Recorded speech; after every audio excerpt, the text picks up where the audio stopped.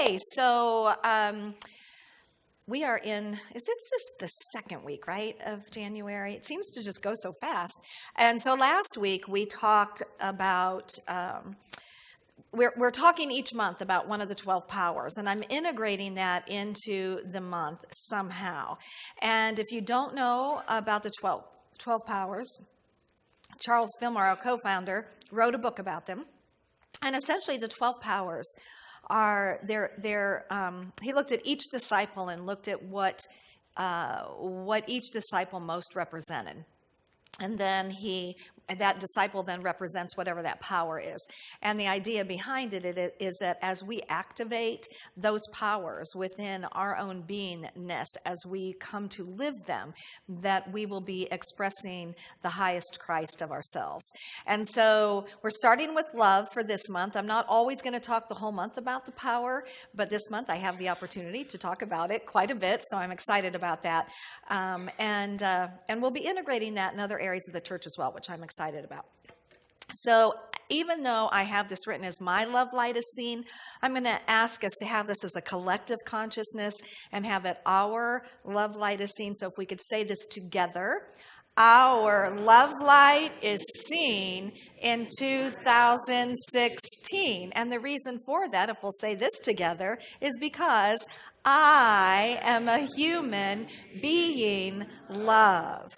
And so love shows up in many expressions. And last week I talked about love as self-love and how important it is to really allow ourselves to let go of those ideas and programming, those beliefs that have kept us smaller than what we truly are, has kept any aspect of our light from really shining so brilliantly. And so today we're going to talk about love through service.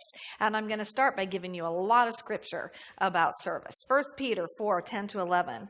Above all, maintain constant love for one another, for love covers a multitude of sins. Be hospitable to one another without complaining. Like good stewards of the manifold grace of God, serve one another with whatever gift each of you has received. Whoever speaks must do so as speaking the very words of God. Whoever serves must do so with the strength that God supplies. Acts 20:35. In all things I have shown you that by working hard in this way we must help the weak and remember the words of the Lord Jesus, how he himself said, it is more blessed to give than to receive. Galatians 5:13 and 14, for you were called to freedom, brothers. Only do not use your freedom for an opportunity for the flesh, but through love serve one another. For the whole law is fulfilled in one word. You shall love your neighbor as you love yourself. That's really more than one word, isn't it? Like, wait a second. Okay. And then Matthew 25:35-40. For I was hungry, and you gave me food. I was thirsty, and you gave me drink. I was a stranger, and you welcomed me. I was naked, and you clothed me. I was sick, and you visited me. I was in prison, and you came to me. Then the righteous will answer him, saying, Lord, when did we see you hungry and feed you, or thirsty and give you drink? And when did we see you a stranger and welcome you, or naked and clothe you? And when did we see you sick or in prison and visit you? And the king will answer them, truly I tell you, just as you did it to one of the least of these who are members of my family, you did it to me. And then Matthew 10:44. The greatest among you will be called servant. So I decided to look up what did the word servant mean. And of course, the word servant means to be a slave. That's the etymology of the word. So I looked up the word slave. And the word slave means a person entirely under the domination of some influence or person. So I'm going to ask us to hold on to that as a person entirely under the domination of some influence. Okay, so the influence is going to be the Christedness of our being. Okay, so then let's go to John 12:26. If any man serve me, and let him follow me, and where I am, there shall also my servant be. If any man serve me, he will my Father honor. Okay, so hold on here, because this is going to make sense. In the book, The Moses Code by James Twyman, I love where he goes to this. Because with this, he says, to be in service, to joy, to love, to kindness and compassion, to goodness, to oneness, to whatever we would try to name as the qualities of God. So then we go to the dictionary for the word honor. And the word honor is the privilege of being associated with or receiving a favor from a respected person, group, organization, etc. So what this is going to mean for us is that honor really means grace. You know, grace is the favor that we never have to earn and that we never have to repay. And grace always reaches further to us than we ever have to reach to it. So when we go back to, if any man serve me, let him follow me. And where I am, there shall also my servant be. If any man serve me, he will my Father honor.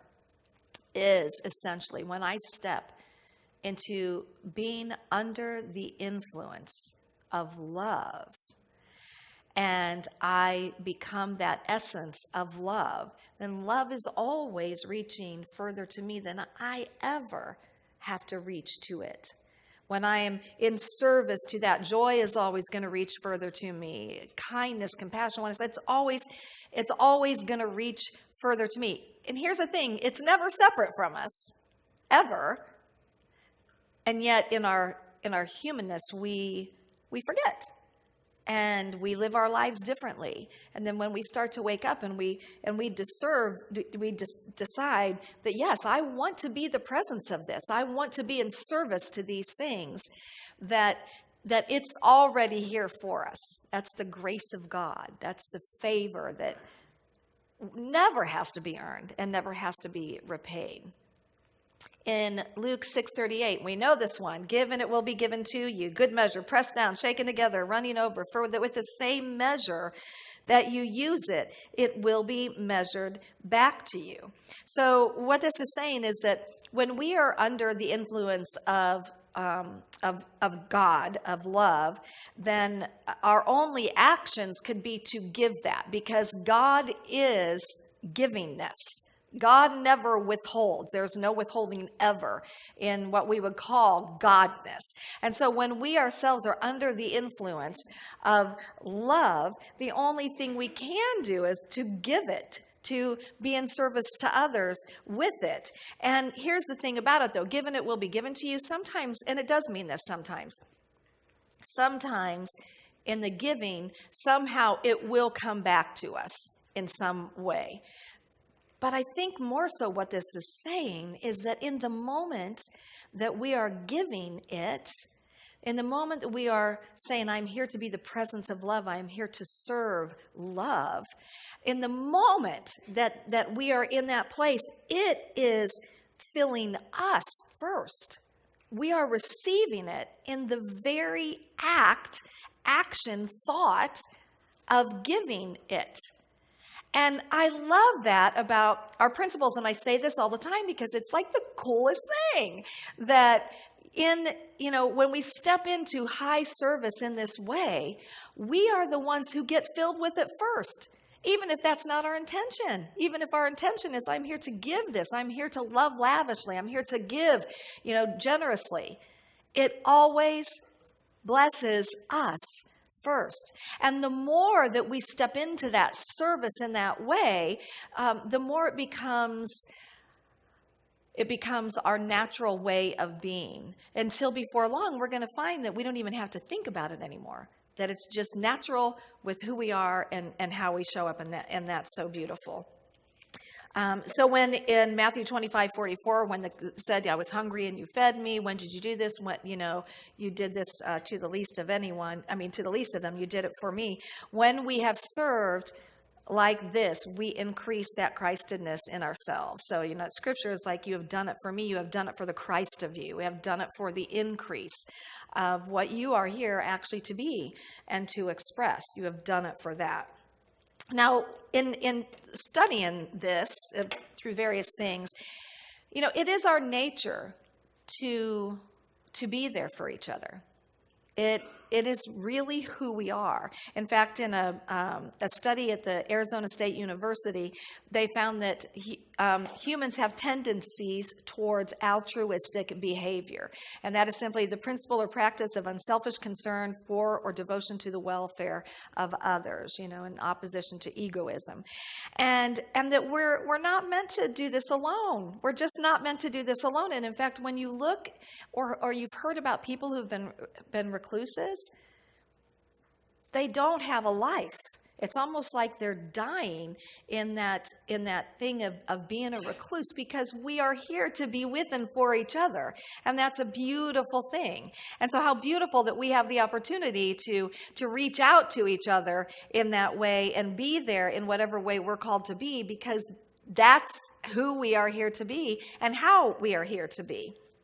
And then I've also talked before about how when we look at tragedies, that what happens? Everything falls away. We don't have a thought of anything other than being there to help. I mean, and even if it comes to our jobs, to any other things that we, had already committed to, everything drops away in those moments. And we are there because our natural state is that we want to help alleviate the suffering and the pain of our fellow human beings. So Gary Marsh, out of his book called The Power of Serving Others, says, and I love this, the test is not what you can do in the aftermath of a hurricane. It is what you can do for the widow next door or the single parent on your street. Does he or she need help running errands? Does your neighbor need someone to read to her? It's not about waiting for the disasters to hit. It's about not waiting and serving now. It involves an awareness and lifestyle shift that occurs when you simply look within to what is within your reach and start where you are. We don't want to wait for the disasters to make this difference. We have the opportunity to be that right now and to reach out right now, and to be that expression of God and love more fully. We know the story of Bill Wilson, where he is the founder of AA, and what he found is that when he reached out to help others who were struggling, that in that moment he was sober. But what he also found was that it helped to sustain his sobriety as he continued to reach out to others and be in service to them. And of course, anybody who's involved in AA or Al-Anon knows that the main thing is service for them. And I also read where someone that is struggling with addiction and that is really working on their sobriety, that reaching out to others also helps to decrease their anxiety and their depression. And if you've ever experienced that yourself or someone that you love, you know that that's a big part of that journey. So that's huge. That's huge in that. Okay, so Gary Marsh also, he was a physician and a relief worker, and he said that he saw conditions that were unimaginable, and he would see people coming together all the time to help other people, and they would be strangers coming together. He said they would be different races, different tribes, different socioeconomic classes. They were just very, very different from one another. And in looking at that, he came to 3 conclusions, and those 3 conclusions are, number 1, everyone has something to give. Number 2, most people are willing to give when they see the need and have the opportunity. And number 3, everyone can do something for someone right now. How many of us agree with that? Absolutely, absolutely. Martin Luther King Jr. said, everybody can be great because anybody can serve. You don't have to have a college degree to serve. You don't have to make your subject and verb agree to serve. You only need a heart full of grace and a soul generated by love. And I love this by Gary Marsh. The world, no matter how small, large, mundane, or terrifying it may appear, needs each of us to participate in it by serving others with whatever we have at this moment. But our service doesn't have to change the world, but everyone's world will change as we discover what Tolstoy's angel discovered. We live by loving others, and we love by serving others. And the reason that I think that is so powerful is because we get this idea that service has to be some grandiose act. And most of what we hear about are the grandiose acts. It's the times when somebody is going to another country and living there for a long time. And that is fantastic. That's wonderful. But sometimes I think that because we hear so much about that, it sets us up to think what I have to give is nothing. What I have to give is really, I don't have something to give that can change the world. And I want to say to you, yes, you do. Because when you serve another human being, you change that person's world and you've changed your own. And as you change one person's world, guess what? It ripples out and it affects other people that you don't even ever know about. And so you look at, so what are some ways that I might serve? And so maybe you are going to be one of the people who loves to go and to other countries and do things like that. And wow, that is amazing to me that you can do that. It's not the way that I serve. But maybe your service is to raise children. Or maybe you're grandparents and you have your grandchildren, you're raising your grandchildren. Maybe your service is in helping others live their best lives. Maybe your service is in creating art or music or poetry and sharing that with others. Maybe your service is that you want to go out into the community and you want to help. You know what? When I was driving here this morning and it was so cold, and I thought, oh my gosh, there are so many people that are sleeping outside in this. And you know what I also recognized? Is that we have a warm fellowship hall right here. And that there are people I know in this spiritual community that would love to help be able to provide a warm, safe place for people, that would love to head that up and to lead that. And why not? Why wouldn't we do something like that? Because that does make a difference. Service shows up in so many ways. And so whatever your service is, it may be just hugging somebody that you can tell needs to be hugged. It may be that you're going to call somebody on a regular basis to check in with them. Or maybe you'll be one that will go to the nursing home or to the hospital, or you go to the prison.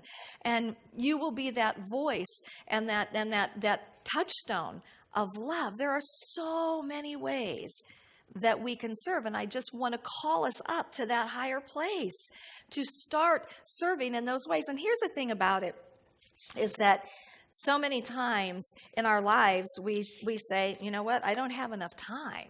My life is so busy and I don't have enough time. And I'm going to tell you, I fought for that limitation in my life. And it was a lie that I told myself. It was a belief that I had about my life. And I realized that as I would step more into what was calling me, that I had all the time that I needed for what it is that was calling me to be involved in. And that's how it works. And everything becomes better because we're doing it. Because in that giving, in that place when we're doing that, that is our true nature.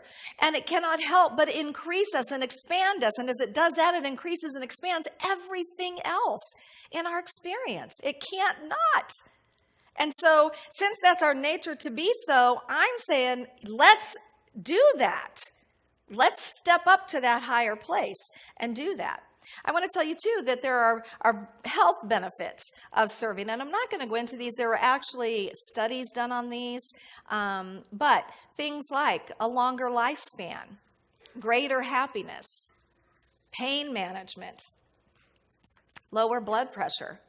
And the thing about this, as I was reading it, was it was saying this is not just service every so often, but these things come out of creating a life of service in some way, that we're regularly doing something that is in service to someone else or to something else. And literally they have found that these things happen and more. It's really pretty amazing. It's really pretty awesome. Now, the other thing I want to tell you, too, about this, because here's a little thing we need to know. Charles Fillmore, my favorite definition of love, part of it is divine love is impersonal. It loves for the sake of loving. It is not concerned with who or what it loves, nor is it concerned with a return of love. Like the sun, its joy is in the shining forth of its nature. And what that means is that we have to let go of the need for acknowledgement. We have to let go of somebody just appreciating what we do. I mean, it feels good to be appreciated. It feels good to be acknowledged. But you know what? True giving is just being in that place of giving and letting go of attachment to the outcome, letting go of the need for that. Now, I'm not saying I'm going to say thank you, but I'm saying if you've done something for somebody and they haven't said thank you, let it go. Let it go and continue to serve, continue to serve, continue to serve. That is who you are. And so today, I also want to call us into high service in our ministry. You know, in this year, I have a real passion for where we can be, you guys, and I have such a dedication to, as your spiritual leader, now calling us all into these higher places of being. And there are so many ways that we can serve in our spiritual community. And here's what I want to say, too, that this ministry is not mine, it's not the staff's, it's not the board's, it's all of ours. This ministry is all of ours. And we cannot do ministry without each of us taking ownership of what we are here to be and what we want to be together. And I shared this at the first service that, you know, in all honesty, and I'm very real and open here, that we have a junior Sunday school that does not have enough teachers. We cannot separate our kids into the spaces that we would love to have them separated into so they can be getting the teachings at their level because we don't have enough people stepping up to volunteer. These are our children.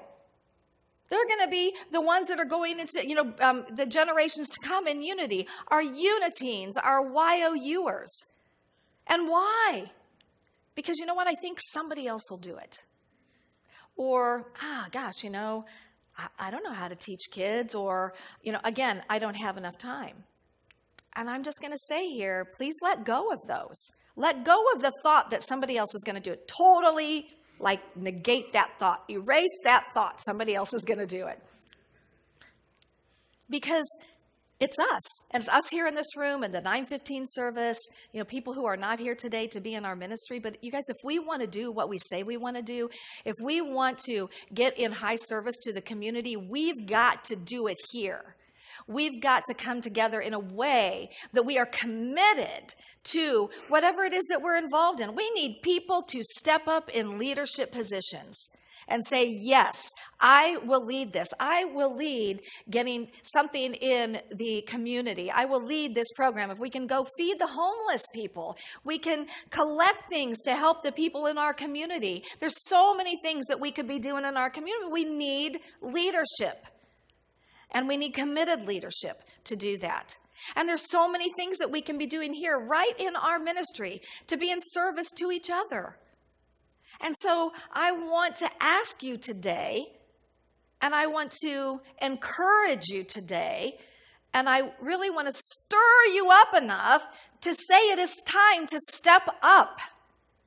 It is time to step up and take this ministry to a place that it has not been. It is. And the only way that we can do that, really, and get it to a place where it is ready for the next generation. So they're not having to do this. We've done this for years. The 27 years that I have been here, we have never had enough volunteers for our children, ever. Why?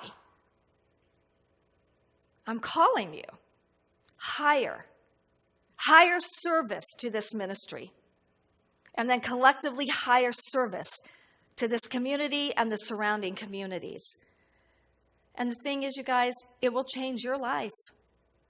It will change your life, but it will change everyone's life. So I'm going to close with a quote by Wayne Dyer. In response to the question, what should I do with my life? I suggest there's only one thing you can do with it. Since you came into this life with nothing and you'll leave with nothing, you can give it away. You'll feel most on purpose when you're giving your life away by serving others. When you're giving to others, to your planet and to your source, you're being purposeful. Whatever it is that you choose to do, if you're motivated to be of service to others while being authentically detached from the outcome, you will feel on purpose regardless of how much abundance flows back to you. And as I said, it's not even about what's flowing back to you. It's about what's flowing through you because you receive it in the moment that you are giving it. How cool is that? Pretty cool, huh? So, yes. Yes, I'm just calling you. Yes, yes. Are we ready? Are we ready to step into this ministry in a bigger and a higher way? And really, I would love if by the end of this year, we were all just like, oh my gosh. When we see all the programs that are happening, we see people stepping up in all these ways, and we've become a really cohesive community, and we're stepping out into the community. Can you do that with me? Yes, okay, yay. And so it is. Namaste. Namaste. Yes.